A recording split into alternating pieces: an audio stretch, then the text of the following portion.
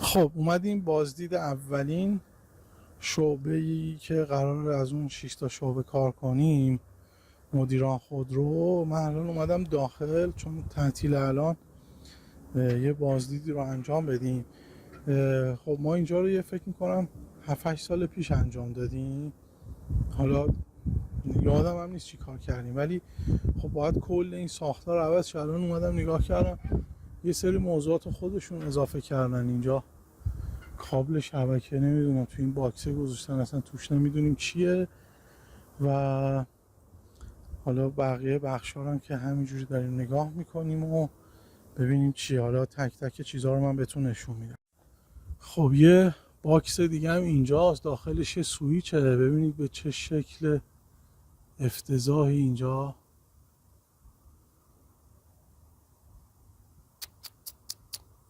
رفته داخل اون. حالا بریم ببینیم چیه واسه. خب اینجا هم بخش پذیرش گشتم. تقریبا این زیر رو نگاه بکنی چه خبر. کف زمین اینجوری کابل فیبر نوری اومده رفته توی این مودم. اونجا هم یه سویچ و همینجوری اینو به هم وصلن. میبینید این چیزا رو. خب در اینجا هم بسته است ظاهرا. مثلا اونجا 2 تا رک اصلیشون اونجاست که میبینید از اون رک ها هم باز اینجوری سیم آویزون و اینجا درش قفله، نمیتونم برم داخل. خب باز اینجا هم یه مودمه که حالا دستگاه حضور غیاب وصله بهش. اصلا مودمه نمیدونیم کارش چیه. و اینا رو هم که مشاهده میکنی. یه مودم فیبر نوری دیگه هم اینجاست که حالا پشتش هم الان میبینید که احتمالا به این سیستم ها وصل شده دیگه.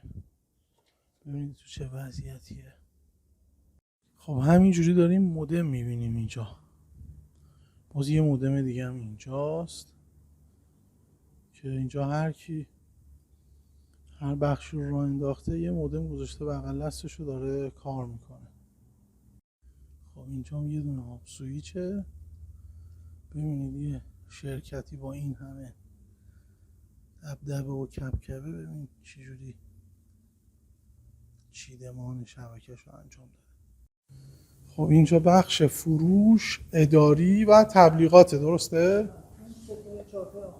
اونجا تبلیغات اداری و اونجا تبلیغات و اداری و فروش. خب باز اینجا هم یه بخش فروشه که باز این هم یکی از شعبات دیگه. اینجا باز خیلی بزرگه.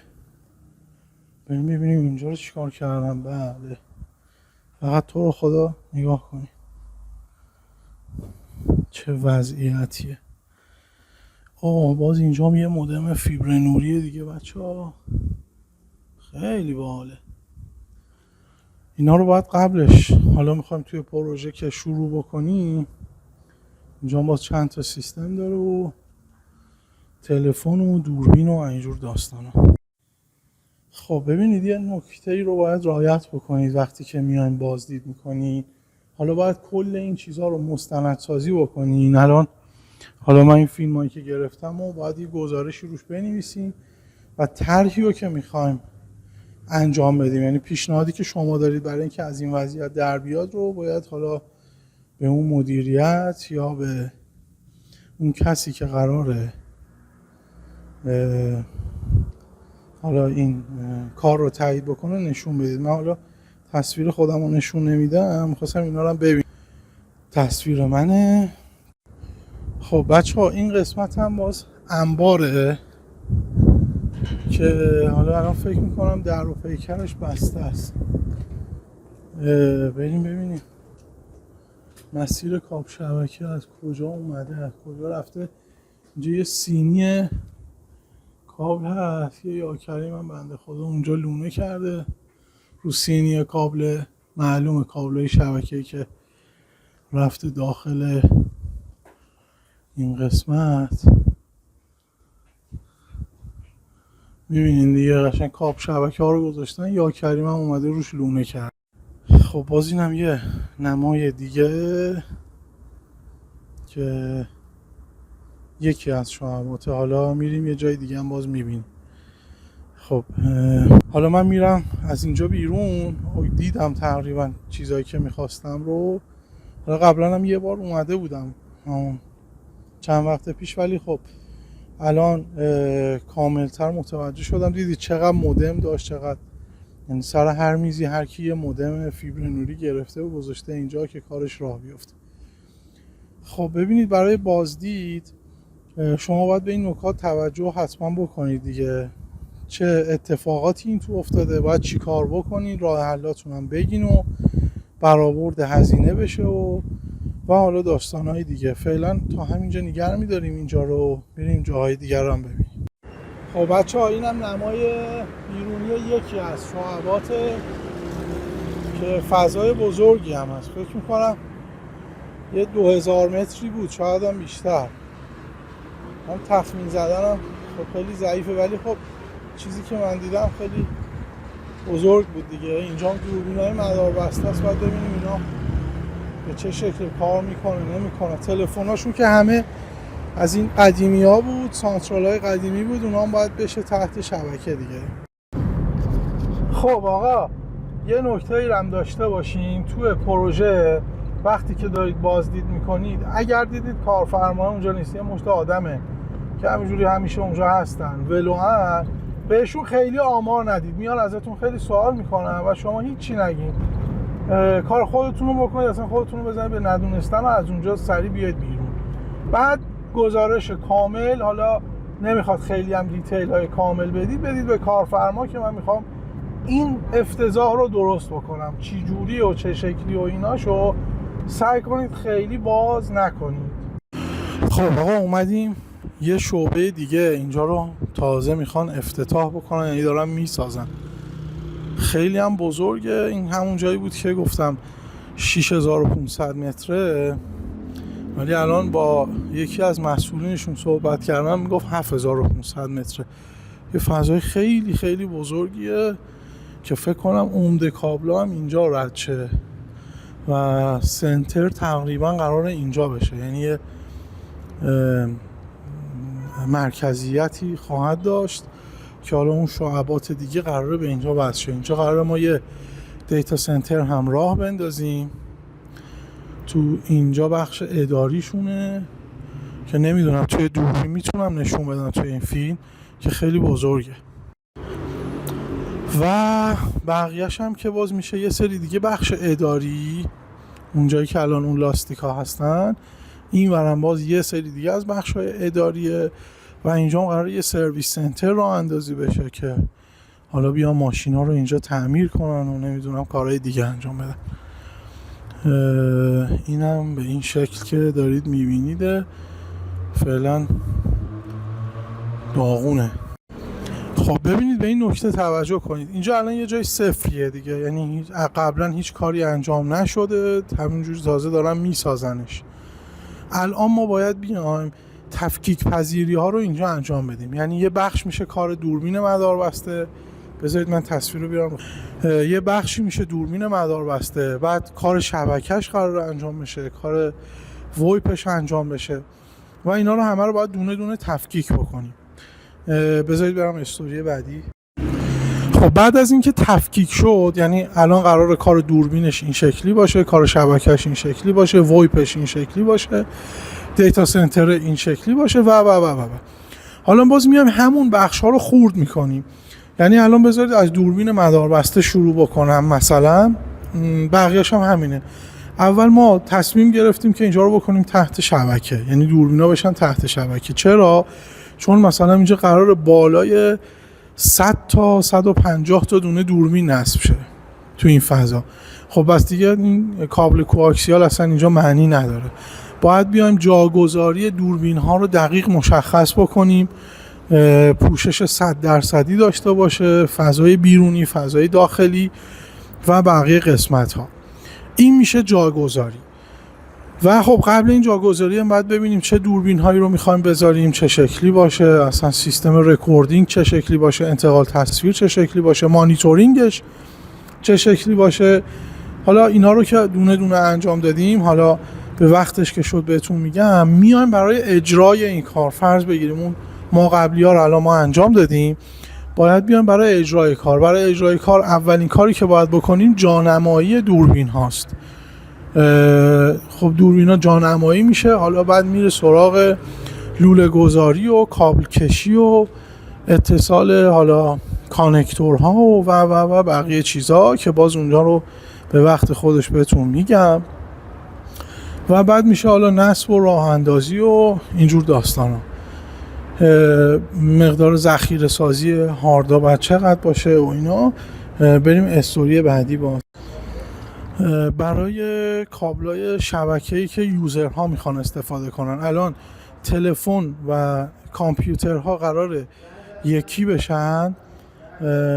حالا اینا رو ما باید با هم دیگه بیاریم یک پارچش بکنیم، یعنی بعد ببینیم یوزرهاشون چند تاست، یا اصلا پیش بینی یوزرها رو با حالا مسئول فنی اینجا یا مدیر داخلی اینجا بشینیم یه جلسه بذاریم ببینیم چند تا یوزر دارن. به ازای هر یوزر خب یه نودی باید اختصاص بدیم که از اون نود میتونیم هم به عنوان تلفن هم به عنوان حالا شبکه و کامپیوترشون استفاده بکنیم. داستان اینجوری میشه چون دوربین هم تحت شبکه است، یعنی کابل شبکه قراره بذاریم. خب یه سری از کابل‌های شبکه باید توی سقف نصب بشه که دوربین بهش متصل بشه. یه سری از کابل‌ها هم به کف زمین. من باز دوربین رو میگردونم. ببینید این کف زمین، بریم استوری بعد. خب ببینید رو کف زمین باید حالا این کفا حالا قراره کف سازی بشه. ما بیایم جایگذاری نودها رو دونه دونه لوله بکشیم، یعنی یه جوری باشه که اینجا مثلا میزه، من بذارید اینجا وایسم، مثلا اینجا شخص قراره بشینه، اینجایی که ابتدای تصویره، یعنی من وایسادم و حالا مثلا دم اون کیفه قراره میز قرار بگیره. دیگه کابل از وسط زمین نمیکشیم، از اینجا نمیکشیم، کابل از زیر زمین میاریم، از زیر میز میاد بیرون. حالا بهتون نشون میدم، شاید درست نتونستم مطلب رو بگم بهتون. بعد این مسیر بیرونی هم که میبینید الان این ساختمون باید متصل بشه به اون ساختمون هایی که دارید میبینید. اینا همه قرار درست بشه، این شکلی نمیمونه، خیلی خوشگل میشه. آخر کار دیوارا رو همه دارن میچینن و میرن جلو. خب این ارتباط های بین ساختمون ها رو ما از طریق فیبر نوری قرار اجرا بکنیم. یه سریش از اون ور میره، یه سریش هم از این ور. حالا توی هر کدوم از این بخش ها باز قراره یه رک کوچیک بذاریم و تجهیزات داخل اون رک قرار بگیره که هر بخشی مجزای خودش برای خودش مجزاست و اینکه هر بخشی میتونه برای خودش به صورت لوکال کار کنه، اگرم خواست متصل بشه به بخش‌های دیگه. همینطور هم دوربین‌های مداربسته، یعنی ما یه بخشی از دیتای دوربین‌های مداربسته رو ما قراره که از این مسیر رد بکنیم دیگه. یعنی هر بخشی برای خودش یه سری دوربین مداربسته داره، حالا میخواد وصل بشه به این سنتر، به این مرکز که باز از طریق فیبر نوری میره. یعنی یه حالا چند کور فیبر میره که یه سری هم آلترناتیو اینجا داشته باشه. فضاشون واقعا بزرگه، یعنی تا اون ته که من الان دارم نگاه میکنم مسافت خیلی زیادیه. کابل شبکه جواب نمیده، یعنی کابل شبکه تو بهترین حالت 90 متر تو بهترین حالت اگه کابل اوکی باشه اینا، ولی همه رو 50 60 متر 70 متر میبندن که بهتر از فیبر نوری استفاده بشه و تجهیزات فیبر نوری. خب بچه ها من اینجا رو هم دیدم تقریبا، باز یه چرخ دیگه ای زدم، یه سری چیزایی که میخواستم فیلم گرفتم. باز به این نکته توجه بکنید، اینجا البته 2 طبقه، اینجا معلومه این طبقه بالا هم باز نزدیک این مدیر داخلی اینجا به من میگفت نزدیک 150 نفر اون بالا قراره مستقر بشن، یعنی 150 تا کامپیوتر، 150 تا تلفن و حالا دوربین و نمیدونم فلان و بهمان و اینا. پایین هم باز همینطور، پایین کمتر قراره مستقر بشن. باز توی این ساختمون هم باز کلی آدم قراره مستقر شن. این ورم باز یه عالمه ساختمونه، یعنی واحده که حالا آدم قراره توش مستقر شه. این وسط هم که یه فضای خالیه که حالا نمیدونم مکانیک و رنگکار و جلو بندی ساز و اینا میخوان کار کنن. خب بچه ها اینم از این تقریبا. باز اینجا هم با یه دونه پروژه که اینجا دیگه 0 کیلومتره آشنا شدیم. من میرم تو که یه ذره صدا کمتر بیاد. با اینم آشنا شدیم. حالا اینا رو دونه دونه ما باید اجرا بکنیم. پروژه سنگینیه. این حالا دومیش بود، قبلی رو که با هم دیدیم دومیشه. 4 تا دیگه این شکلی هست. گفتم 80,000 کیلومتر قراره کاب کشی بشه، پیش بینی من بوده. حالا ببینیم درست بوده یا غلط، ولی فکر کنم درست گفتم چون تجربه پروژه سنگین رو داشتم. حالا یه نگاه میکنم میفهمم که چقدر کار میبره و حالا مسافت ها و اینا رو تقریبا دستم هست. بریم که کار رو شروع کنیم. جانمایی ها رو من انجام میدم. قبلش باید حالا نقشه ها کامل در بیاد، دیتیل در بیاد، میخوایم چی کار بکنیم چی کار نکنیم، راهکارها و اینا رو همه رو ما باید توی گزارش مفصل بنویسیم و به مدیریت اینجا بدیم. خب اینم طبقه دومه که اینجا قراره از این بالا داریم میبینیم پایین. اینجا قراره باز کلی آدم بشینن، بخشای اداری و حالا بخشای مختلف مدیریتیه. اینجا باز یه فضاییه. اینجا هم باز گراب دارخونه هست. اینجا هم ورودی های راه پله و ایناست و باز اینجا هم یه بخش دیگه هست و باز اینجا هم یه بخش دیگه هست. خیلی تو در توه و این کار رو سخت میکنه. هی از این اتاق بریم به اون اتاق، از اون اتاق بریم به این اتاق. واقعا کار رو یه مقدار پیچیده میکنه. اینجا باز یه جای دیگه است. باز این برم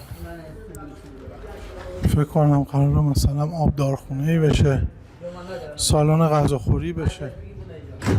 اینم که این راه پله هاست که میاد بالا. خب باز از این بالا هم نگاه کنین. این هم فضای بالاست. خیلی تا اون ساختمونایی که اون ته، ساختمون سفیده که شیشه‌ایه تا اونجا میره. این انقدر بزرگه، خیلی فضای وسیعه. خدا به دادمون برسه.